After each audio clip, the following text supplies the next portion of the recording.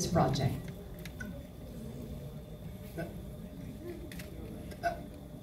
Wala nga ako kanina.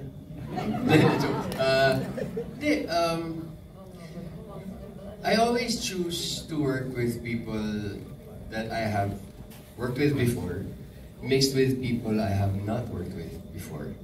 Kasi syempre, di ba, lalo na pagka television series, you work long hours. You work for so long. And if you're not going to enjoy the work, if you're not going to be working with like-minded people, it's difficult.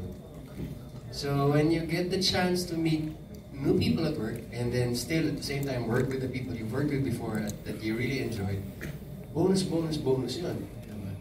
The fact that people say that I've been around other projects that are so successful, it's also because of the people I work with. So, Dreamscape is there. I mean, the directors I have worked with before. Si Direk Onat kasama ko sa High Street. Si Direk Jojo, I've worked with her before also. Kimpa, I've worked with them before. This is my second time working with them. And when I heard that it's them, sabi ko, tara, game.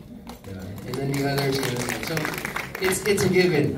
If you're working with the right people, you're working with people you can talk to, be comfortable with, and create with, sobrang dali ng trabaho, kahit mahirap siya. Thank you, sir. Okay, ngayon naman po, any unforgettable behind-the-scenes moment for Pao? Oh, the question is for me? Yes. Yes, maraming ilangan moments because, syempre, when you enter a set as a professional actor and you have scenes na medyo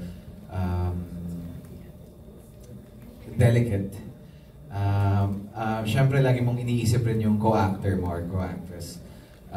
Kung komportable ba sila, not just for Kim but also the others, with Sophia as well.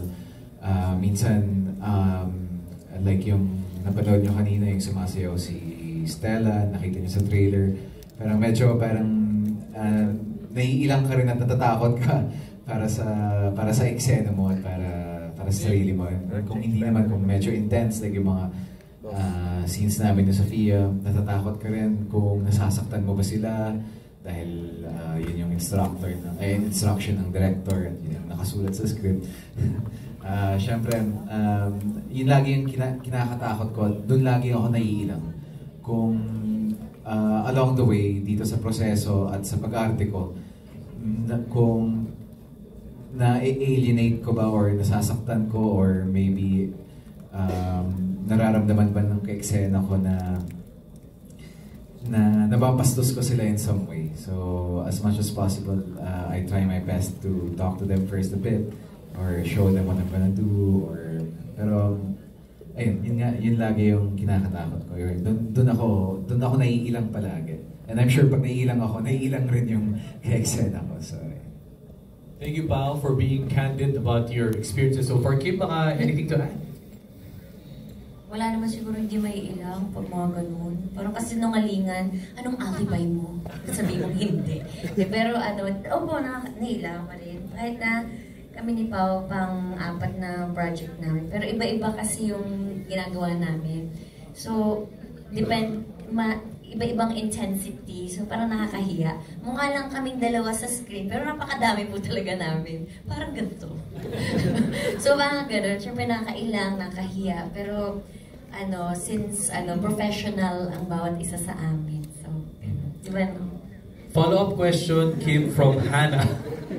Role to the alibi. Can we expect you to take more varying characters from you in the future? Grabe. Mahalin niyo muna si Stella bago tayo tumalon sa iba. Please love #Stella. Nagpakaawa. Pero, iba-iba naman, dito naman sa mundo ng showbiz, ang daming characters na pwede mong i-play. It's up to you na lang kung paano mo siya gagampanan at depende na rin sa pagkakasulat at pagkakagawa. Thank you, Kim. Aya? Ngayon naman, from Nika. Yung kanyang lakas or yung strength niya, ang kanyang naging tragic flow at the same time. Kasi napunta siya doon sa dark side dahil sa kanyang mga decisions to protect all his loved ones. Ang rapport ninyo ng tatrabaho na hindi nyo pinipilit, hindi puwersa. So, nakakagaan ng loob para magawa niyo yung lahat ng requirements sa isang eksena na hindi nyo pinipilit sa isa't isa. So, thank you for that also.